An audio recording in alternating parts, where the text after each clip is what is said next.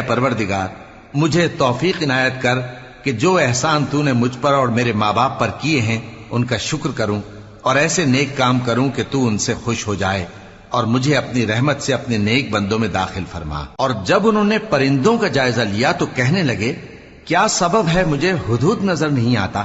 کیا کہیں غائب ہو گیا ہے؟ میں اسے سخت سزا دوں گا یا ذبح کر ڈالوں گا یا میرے سامنے اپنی بے قصوری کی واضح دلیل پیش کرے۔ ابھی تھوڑی دیر ہوئی تھی کہ ہدہد آ موجود ہوا اور کہنے لگا کہ مجھے ایک ایسی چیز معلوم ہوئی ہے جس کی آپ کو خبر نہیں، اور میں آپ کے پاس ملک سبا سے ایک یقینی خبر لے کر آیا ہوں۔ میں نے ایک عورت دیکھی کہ ان لوگوں پر حکومت کرتی ہے اور ہر چیز اسے میسر ہے، اور اس کا ایک شاندار تخت ہے۔